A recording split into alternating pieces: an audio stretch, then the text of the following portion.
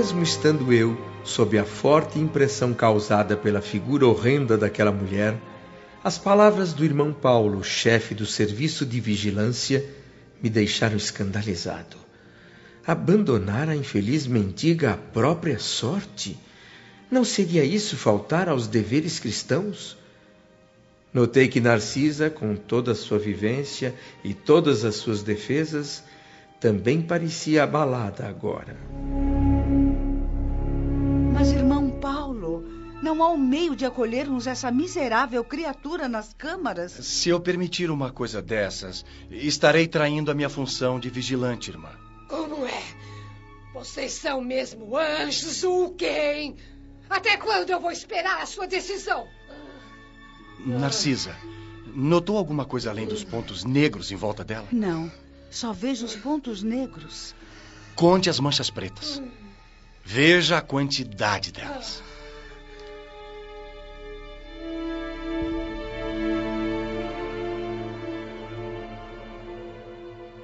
Ah, 58.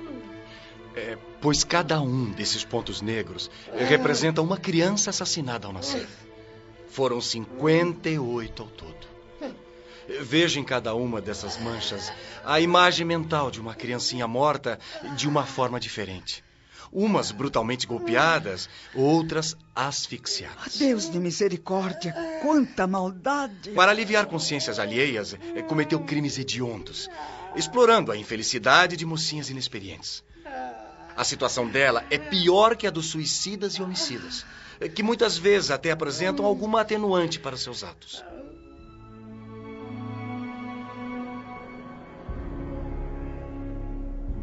Eu estava assombrado com o que ouvia. Não conseguia dizer nada. Passou pela minha cabeça rapidamente a lembrança de que algumas vezes na Terra, como médico, a própria situação da paciente me fez considerar a necessidade de eliminar o feto para salvar a vida da mãe. Isso em condições de perigo comprovado e sem alternativa, evidentemente. Parecendo ler os meus pensamentos, o vigilante-chefe acrescentou: Não estou falando aqui de providências legítimas, que na verdade são provações redentoras pelas quais certas pessoas devem passar. Estou me referindo ao crime de assassinar aleatoriamente aqueles que devem renascer para uma nova experiência física. Seres que trazem desde a concepção o inalienável direito à vida. Irmão Paulo, eu também já errei muito no passado. Peço que reconsidere sua decisão. Se permitir o socorro a esse infeliz, eu me comprometo a cuidar dela de maneira especial. Minha querida amiga Narcisa, eu reconheço que todos nós somos espíritos endividados, mas temos a nosso favor a capacidade de reconhecer as próprias fraquezas e a boa vontade de resgatar os nossos débitos. Essa criatura é diferente. Tudo que ela mais deseja no momento é perturbar quem trabalha. Os sentimentos dela são nascidos da hipocrisia.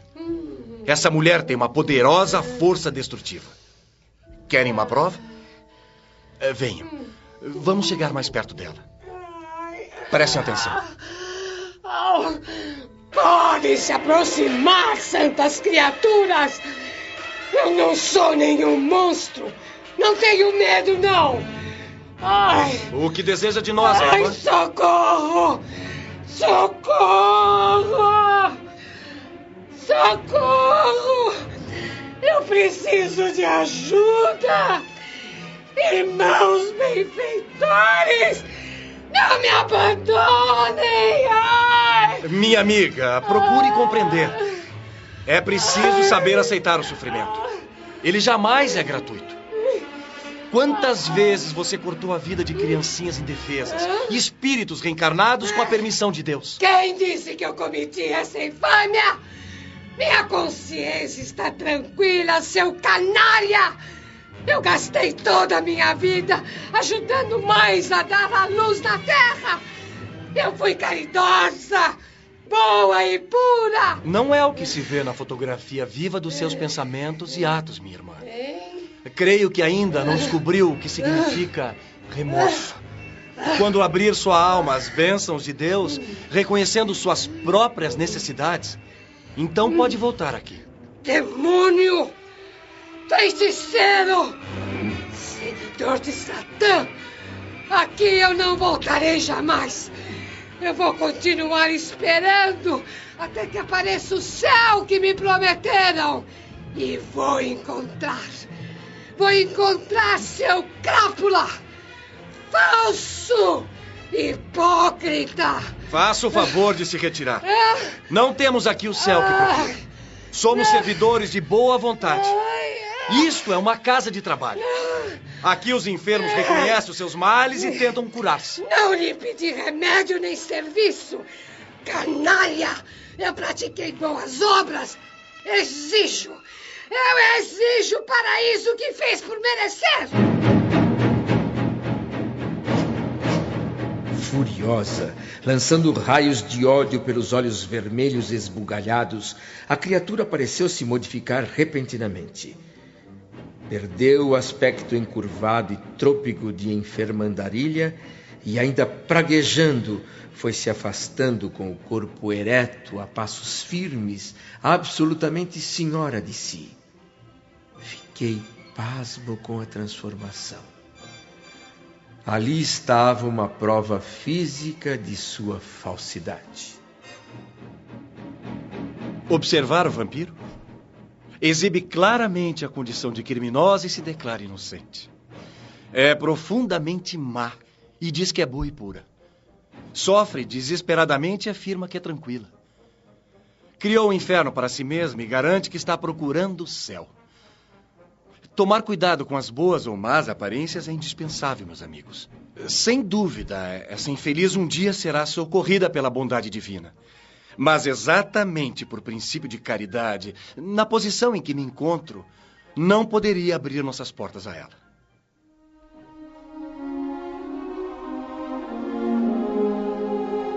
Após a criatura se perder na névoa da noite além do portão, o vigilante-chefe gentilmente nos pediu licença e retornou apressado a seu posto nas câmaras retificadoras.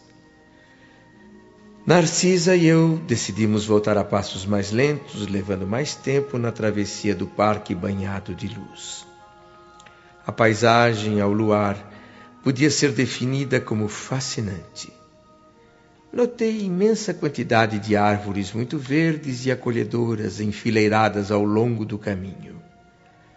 A tudo eu olhava com atenção, interesse, talvez até para afastar da mente as impressões desagradáveis de minutos antes no episódio da mendiga espiritual. A velha enfermeira, observadora, logo percebeu minha curiosidade e começou a falar do campo onde estávamos. Você está vendo, André, o que chamamos de salões verdes. Como assim, salões verdes? São aqueles contornos entre as fileiras de árvores que funcionam como recintos para as conferências dos ministros da regeneração e também para ministros visitantes e estudiosos em geral.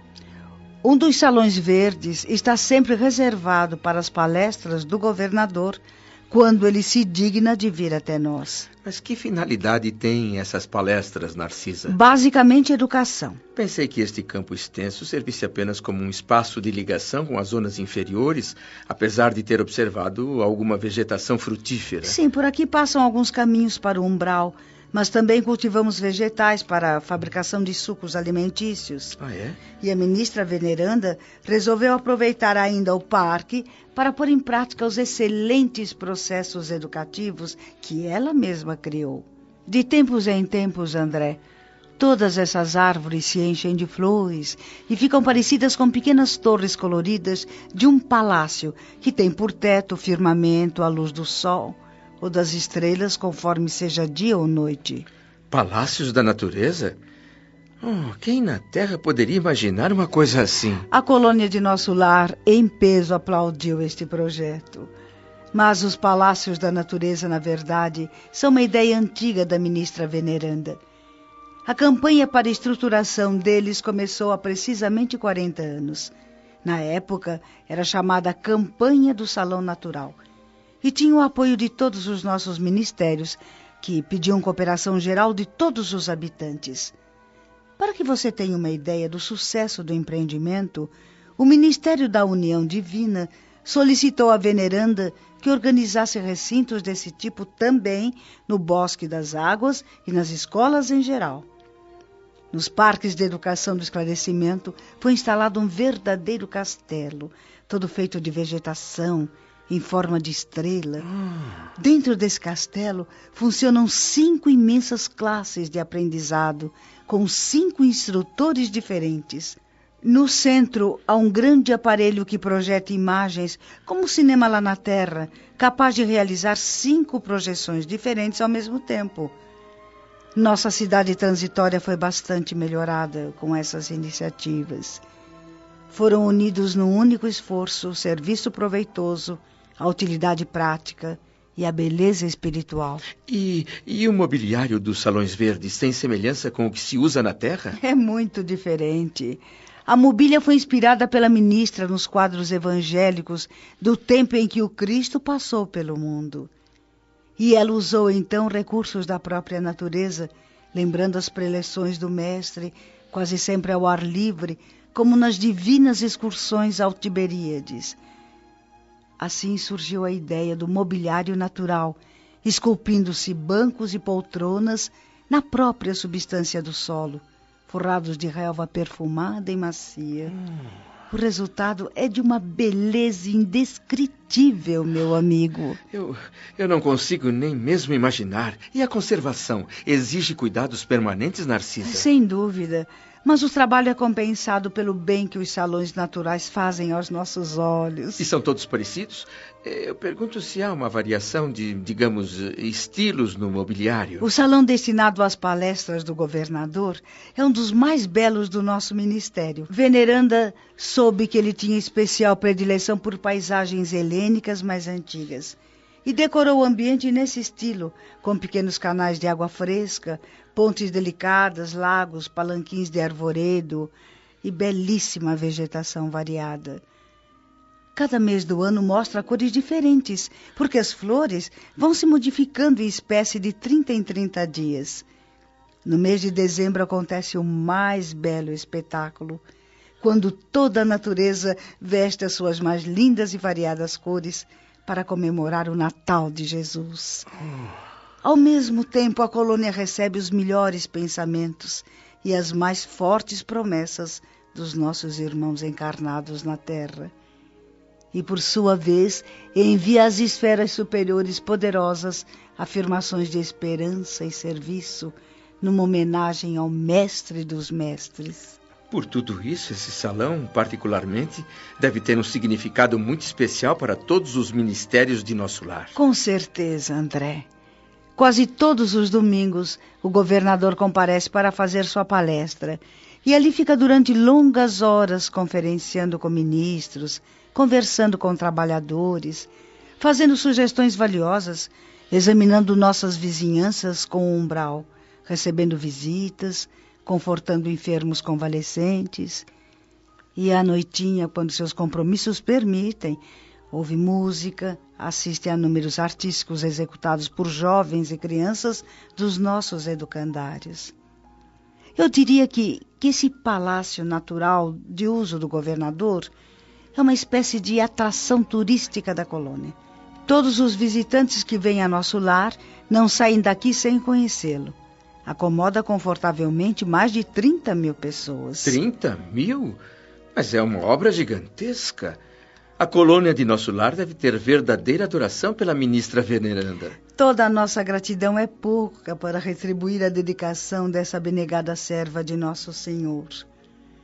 Além de todas as realizações na área da educação, ela criou muitos outros recursos e benefícios para atender aos mais infelizes. A governadoria considera seu trabalho um dos mais dignos. Veneranda é a entidade com maior número de horas de serviço de nosso lar e também a figura mais antiga do governo e dos ministérios em geral. 40 anos de trabalho e dedicação. 40 não, André. Há mais de 200 anos, Veneranda presta serviços ininterruptamente a nosso lar. Como deve ser respeitável essa benfeitora. Ela está entre as criaturas mais elevadas da nossa colônia, meu amigo. Os 11 ministros que trabalham com veneranda na regeneração não tomam qualquer decisão importante sem antes ouvi-la. O parecer dela é definitivo na maioria dos processos mais complicados. Com exceção do próprio governador, a ministra é a única entidade em nosso lar que já viu Jesus nas esferas resplandecentes. Mas tem uma superioridade espiritual tão poderosa que faz dela uma pessoa humilde. Não comenta esse fato e desconversa quando alguém toca no assunto. Que espírito privilegiado! E por tudo que tem feito por nosso lar, a colônia já rendeu alguma homenagem à ministra veneranda? Pelo menos tentou. Há 4 anos nosso lar amanheceu em festa. As fraternidades da luz que regem os destinos cristãos da América fizeram uma homenagem à veneranda, conferindo a ela a medalha do mérito de serviço por 1 milhão de horas de trabalho útil. 1 milhão de horas trabalhando sem interrupção, sem reclamações e sem esmorecimentos.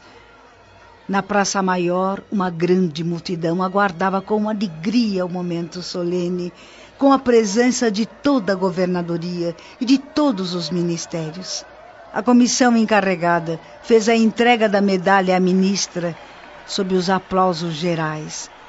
Veneranda chorou em silêncio. Disse que não tinha merecimento para tanto e em seguida transferiu o troféu à personalidade coletiva de nosso lar.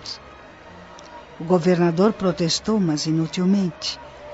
Ela desistiu de todas as festividades preparadas para a comemoração e jamais comentou a homenagem. Que mulher extraordinária! Por que permanece aqui? Por que não vive numa esfera mais elevada? Intimamente ela vive em regiões muito superiores à nossa e só permanece aqui na colônia por espírito de amor e sacrifício. Sabemos que essa benfeitora maravilhosa trabalha pacientemente há mais de 1000 anos em favor de um grupo de irmãos bem amados que no momento se encontram encarnados na Terra. Não sei até onde seria possível, Narcisa, mas será que algum dia poderei conhecer a ministra veneranda? Que tal se esse dia for amanhã? Como? Logo à tarde, depois da prece, a ministra virá ao salão dar aulas a respeito do pensamento.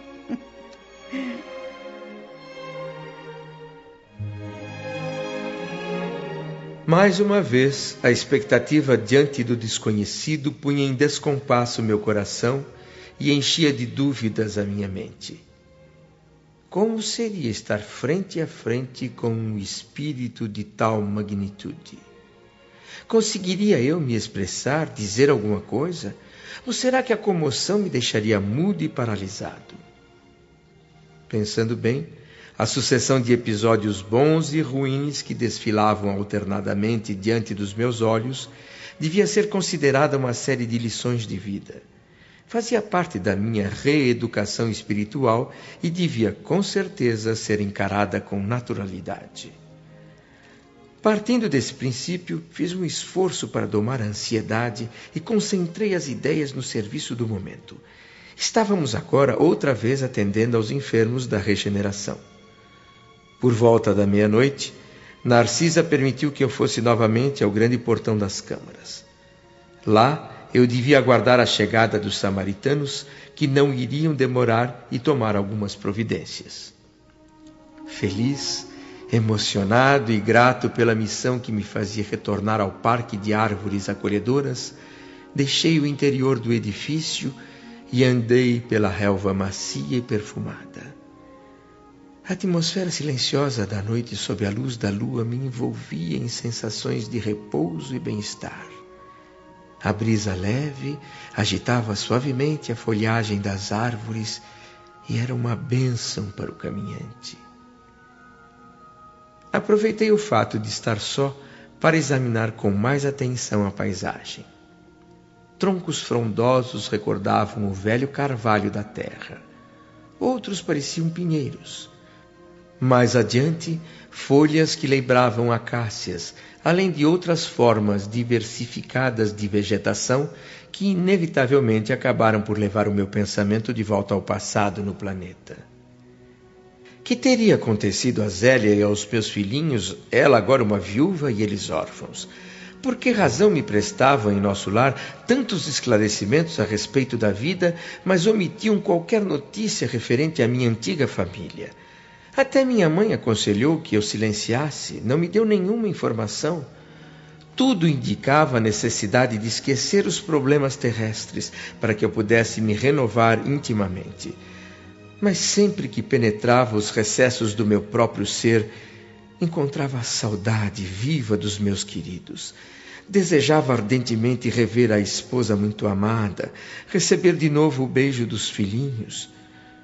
Por que decisões do destino estávamos agora separados, como se eu fosse um náufrago abandonado numa praia desconhecida? Por outro lado, raciocinava que, se eu pudesse comparar a um naufrágio a minha experiência, o culpado pelo desastre não seria outro, senão eu mesmo. As vibrações novas de trabalho intenso e construtivo em nosso lar me faziam considerar, envergonhado, quanto tempo desperdicei no mundo. É certo que amei bastante minha companheira de lutas e meus filhos, dei a eles muita ternura.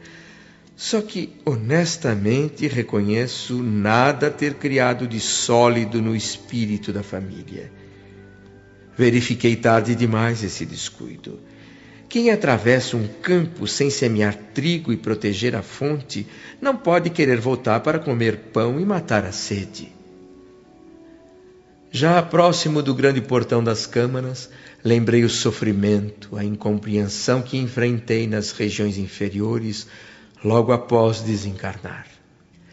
Pensei no primeiro encontro com o ministro Clarencio, ainda na paisagem desolada do umbral, nas grandes interrogações que me atormentavam naquele momento.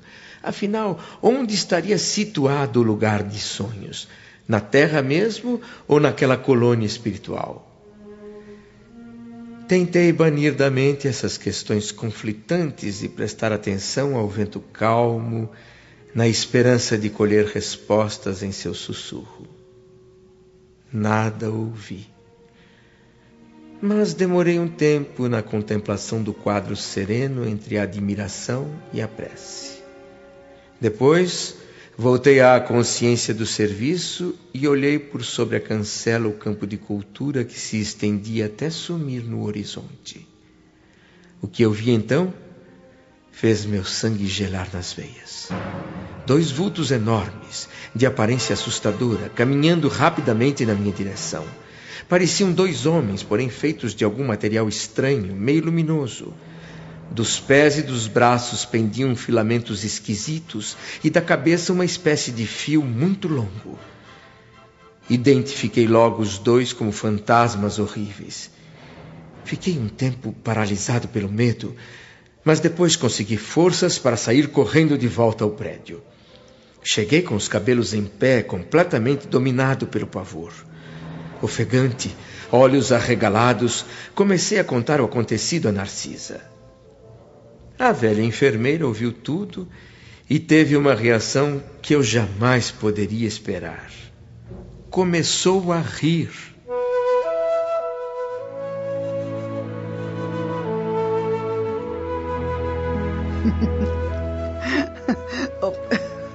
Perdão, meu amigo, mas é muito engraçado. Há tempo eu não vi o medo assim tão estampado no rosto de alguém. Mas então, não identificou os 2 personagens? Como identificar? O que eu vi foram 2 fantasmas? Pois trate de se acalmar, André. Eu também já passei pelo mesmo susto tempos atrás. Vamos voltar lá. Já passa da meia-noite e a qualquer momento os samaritanos estarão chegando ao portão.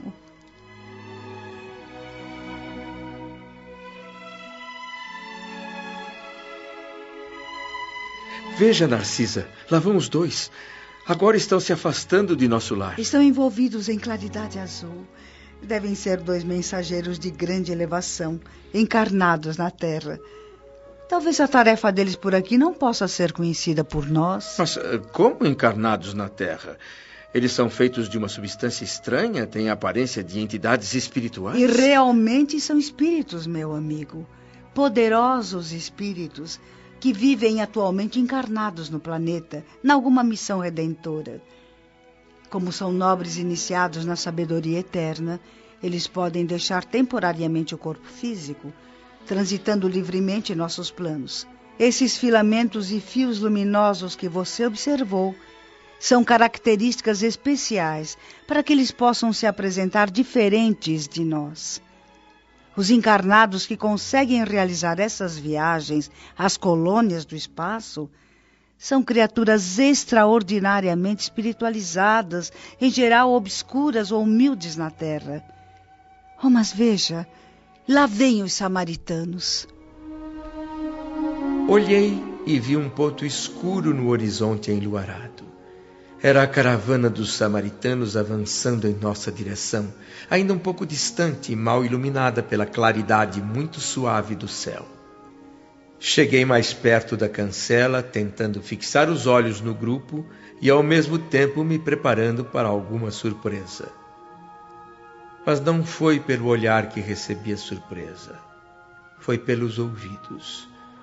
Comecei a ouvir latidos de cães ao longe. Olhei para Narcisa e perguntei assombrado: "Que é isso?"